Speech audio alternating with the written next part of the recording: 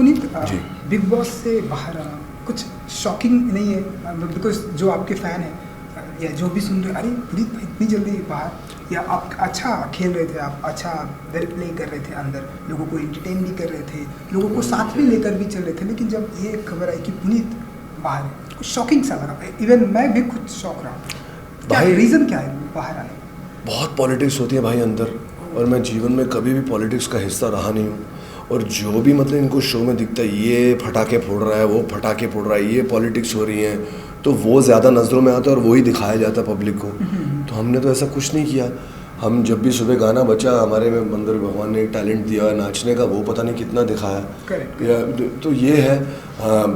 मैं एक संस्था है जहाँ पर अभी एक्टिंग, वॉइसिंग, बॉडी लैंग्वेज सिखा रहा हूँ। तो एज एन एक्टर वहाँ पर मैं हमेशा कैमरा पकड़ के कुछ सीन थोड़ी परफॉर्म कर सकता था। आजू बाजू बहुत पॉलिटिक्स थी, लेकिन अच्छी बात है कि हर छोटी चीज़, बड़ी चीज़ जो दुनिया में हम हल्के में लेते हैं, फॉर ग्रांटेड लेते हैं, उस चीज़ की अहमियत रियलाइज़ हुई और बहुत जल्दी बाहर आ गया। इसमें मैं अपनी जीत मानता हूँ भाई। अच्छा। मुझे एज अ वाइल्ड कार्ड अंदर भेजा गया, वहाँ पर मेरा माइल्ड पुनीत जो है, एक शांति पुनीत जो है, वो मेरे सामने खड़ा हुआ। मुझे अपने आप को एक अलग पैमाने पे, एक अलग लेवल पर पहचानने का मौका मिला, खुद एक दुनिया से कट कर, यू नो। तो मुझे बहुत खुशी है। मुझे बिल्कुल शौक नहीं कि मैं बाहर आया। और डेफिनेटली जो पॉलिटिक्स खेलता है, मतलब पूरा दिन अगर 20 घंटे पॉलिटिक्स करते रहे, लेकिन कैमरे के आगे आ जाए और रोने लग जाए, और ये वो जैसे मंदना या रोशल, तो वो सब रोल किया जाता है और ऐसे उन लोगों को वोट मिलता है। तो ऐसे शो का मैं डेफिनेटली विनर नहीं बनना चाहता था भाई। जी बिल्कुल। मतलब कहीं ना कहीं हम ऐसा माने कि जितने भी बिग बॉस के अंदर जो चेहरे हैं, उन चेहरे में से अपने आप को दोस्त दिखाते हैं, लेकिन उन चेहरे में से कुछ एक ऐसा दोस्त है जो कि पॉलिटिक्स अंदर से गेम खेलता है और पॉलिटिक्स करता है कि अरे नहीं, ये इंसान नहीं रहना चाहिए, ये इंसान को आउट होना चाहिए, ऐसा कुछ। और आपके पीछे वो चेहरा गेम खेलता है। आप ऐसा कहना चाहते हैं? जैसे मैं पहले 2-3 दिन, मेरे ख्याल से चौथे या 5वें दिन ही नॉमिनेट हो गया मैं। क्यों हुआ? क्योंकि लोग देख रहे थे ये पॉलिटिक्स में फंसता नहीं, लोग इसको देख रहे होंगे, यू नो, ये नाच लेता है, ये इसकी आवाज़ भी ठीक ठाक है, ये अपने आप को जरा ये साफ़ सफाई करते रहता है, बिना बोले झाड़ू मारता है। तो लोगों ने बोला यार इसको निकालो, निकाल दिया। और थैंक गॉड जनता कि हमें बाहर निकाल दिया। बहुत काम करना है एज एन एक्टर यार। ये रियलिटी शो हमारा था नहीं। मैं रिस्पेक्ट करता हूँ इस मंच को, लेकिन मेरे लिए नहीं बना ये मंच। लोगों का ऐसा कहना है कि आप कुछ हिंदुस्तानी फूड्स और फॉरेन फूड्स की बात कर रहे थे। हाँ। इसलिए शायद कुछ प्रॉब्लम हुई आपके बीच में, सलमान भाई के बीच में, कि नहीं ऐसा नहीं होना चाहिए, ये सारी बातें गलत हैं। हाल देखिए सर, हम ना एक गुरु स्थान पे सेवा करते हैं, तो अगर किसी को रोक लेते हैं, अगर एक चावल का नीचे दाना भी गिरे, खाने का चीज़ गिरी, हम वैसे संस्कार में पले बड़े हैं। तो जो टास्क थी, हाईवे टास्क, वहाँ पर हम लोग बैठे, बोला कि कैसे भी हम निकालना है लोगों को नीचे, आपको मजबूर करना है। तो हम तो पहले ही चौंक गए, यहाँ से गोभी आ रही है, आलू आ रहा है, मिर्ची आ रहा है, हल्दी आ रही है, लेप बना बना के मंदना की नागिन एकदम से हमारे आगे बाहर निकली, ये वो। तो हमें तो बिलीव नहीं हो रहा था ये सब। तो फिर कुछ हुई बात, नौला अरे यार इसके मतलब फॉरेन फूड में नहीं जाती है हल्दी, ये वेस्ट कर रही है, हमारे लाले पड़ जाएंगे, क्योंकि वहाँ पर सब कुछ बड़े कोटे में आता है। तो उसने फॉरेनर फॉरेनर फॉरेनर करके अंडरलाइन किया। और फिर भी मैंने मेरी माँ से सुना, मेरे फैमिली में, मैंने बोला फॉरेनर नहीं, फॉरेन फूड। और मेरी खुद की जो एक्स वाइफ हैं, कुछ परिस्थितियों की वजह से हम अभी नहीं है, लेकिन बहुत अच्छे दोस्त हैं, आगे भगवान जाने क्या होगा, वो फॉरेनर है। तो मैं फॉरेनर्स को रिस्पेक्ट करता हूँ। तो मैं हिंदुस्तानी, कोई कट्टरिज्म को तो मैं बहुत डिसरिस्पेक्ट करता हूँ। मैं एक भक्त आदमी हूँ, लेकिन जब आज़ान बजती है तो मेरा दिल भर आता है, एक आंसू निकल आता है, वो एक टच है। तो यू नो, ये सब फूड वूड, हल्दी वल्दी चीज़ के साथ खिलवाड़ हो रहा था। उससे और इक्वली बैड, प्रिंस आकर लड़कियों के मुंह पे चावल ऐसे फेंक रहा था, चाहे वो मतलब चाहे कॉटन भी फेंकता तो लगता। तो मैं तो सीधा जाकर कोने में बैठ गया। सलमान भाई ने एक भी बार नहीं बोला पुनीत तुमने अच्छा किया तुम कोने में बैठ गए। वो शायद हमारी कुछ खामियां ढूंढने में लगे हुए थे, पता नहीं उनकी क्या है और ख्यालात हमारे बारे में। तो हाँ, कुछ फॉरेनर्स के अगेंस्ट नहीं था। ये फॉरेन फूड में हल्दी नहीं डलती, फॉरेन फूड के बारे में हमने कहा था, वो मैं अभी क्लियर करना चाहूँगा भाई। जी बिल्कुल बिल्कुल। अब फाइनली अब आप बिग बॉस के घर से बाहर आए, घर के बाहर आए, घर वालों से मिले, मॉम डैड से मिले, तो उनका क्या रिएक्शन था? दोस्तों से जब आप मिले होंगे, उनसे फ़ोन पे बात की, उनका क्या रिएक्शन था? डैड मेरे 15 साल हो गए भगवान के पास है, ऊपर से मेरा ख्याल रखते हैं, हमेशा मेरे अंदर जीवित रहते हैं। मिस्टर ब्रह्मचारी उनका नाम था, एक अभिनेता थे। तो हम हमेशा संग है भाई। हम मृत्यु के पार मानते हैं, बेसिकली तो सब आत्मा ही है।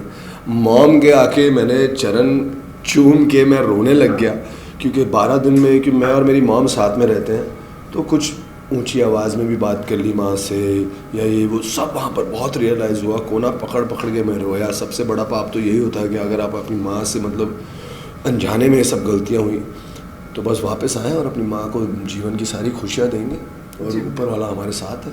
तो जितनी भी जर्नी रही बिग बॉस के घर के अंदर 10 दिन 12 दिन, किसे अपना सच्चा दोस्त मानते हैं आप, कि नाम देना चाहेंगे कि ये आदमी फाइनल तक विनर होगा और ये मेरा सच्चा दोस्त भी है?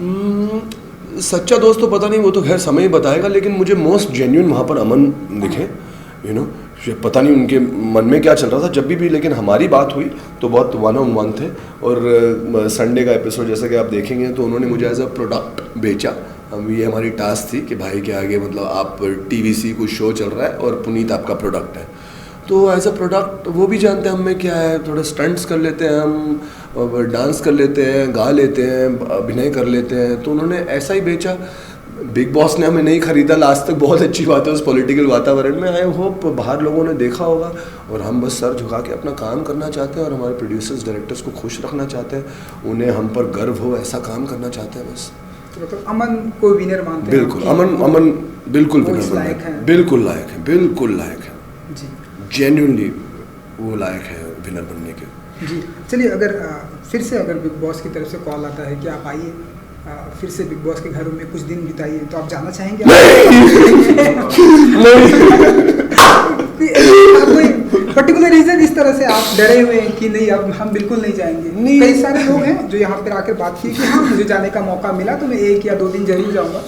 नहीं, एक आपके दोस्तों ने यहाँ से बात करके गए, मुझे एज अ वाइल्ड कार्ड भेजा गया था। वो जो वाइल्डनेस थी हमारी लाइफ में वो सारी ख़त्म हो गई है भैया। वाइल्डनेस अपने ऊपर डालनी पड़ती है कि वाइल्ड करो, ज़रा बॉडी बनाओ, ये सब वाइल्डनेस निकालनी। तो मैं कोई वाइल्ड कार्ड नहीं हूँ भाई, मैं बड़ा माइल्ड इंसान हूँ। अपने काम में अपनी वाइल्डनेस दिखा सकता हूँ, और with due respect to my producer, directors और मेकर्स, मैं वापस बिग बॉस में डेफिनेटली नहीं जाना चाहूँगा 100%। बहुत लोग, बहुत टैलेंट लोग जाना चाहते होंगे, लेकिन मुझे नहीं लगता यहाँ जाकर मेरे अंदर का कुछ कलाकार निकल रहा है, या सब लोग डांस कर रहे हैं तो चलो तुलना में डांस करो तो आपका डांस बेटर है, कोई मॉड्यूलेट कर रहा है तो आपकी मॉड्यूलेशन बेटर है, कोई चीख रहा है तो आपका चीखना बेटर है, कोई लुक्स दे रहा है आपके एक्सप्रेशन, तो वहाँ पर ऐसा तो कुछ है नहीं।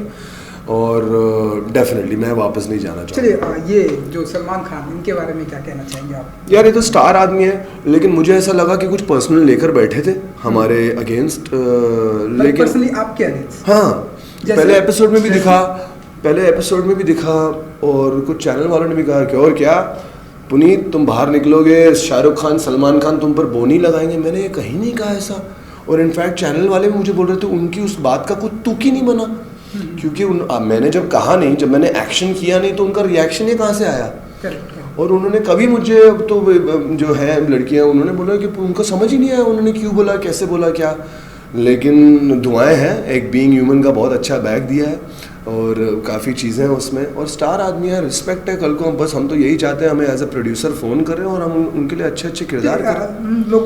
मैं बीच में बात, लोगों का ऐसा कहना है कि लोगों का, जैसा कि आपने कहा कि लोगों का कहना था कि जब आप बाहर निकलेंगे सलमान शाहरुख आपके ऊपर बोली लगाएंगे, लेकिन इस इंसान सलमान खान ने कभी आपको ऐसी कही, फेस टू फेस ऐसी बातें कही, या उन्होंने ऐसा कुछ बोला कि यार तू जब बाहर आएगा तो हमारे साथ फिल्मों में काम करेगा, मैं तेरे ऊपर बोली लगाऊंगा, ऐसा कभी सलमान खान ने आपसे कहा? सलमान खान ने इनफैक्ट कहा वो शाहरुख है वो रेस में, मैं तो नहीं उस रेस में। अभी संडे का भी एपिसोड देखेंगे तो पता नहीं उनको क्या है हमारे अगेंस्ट।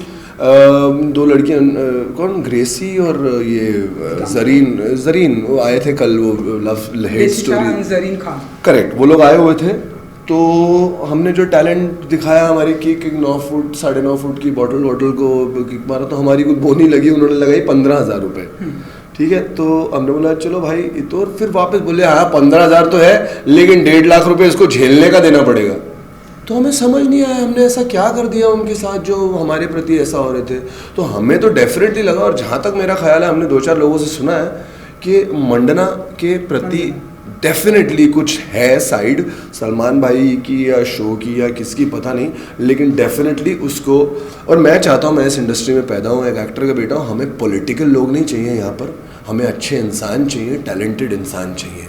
तो डेफिनेटली लोग, और मैं सरप्राइज नहीं होऊंगा आगे जाके मंडना जीत भी जाए, क्योंकि यहाँ पर जो ज़्यादा पॉलिटिक्स क्रिएट करता है, जो ज़्यादा मसाला क्रिएट करता है वो जीता जाता है। लेकिन आई थिंक वो तो होना नहीं चाहिए भाई। तो बस मतलब जाते आते इस बात का कहीं ना कहीं दुख है कि सलमान खान आपके साथ पर्सनली बहुत ही ज़्यादा पर्सनली थे आपके साथ वो इतना एक लाइन में मैं आपसे जानना चाहिए, यस या नो?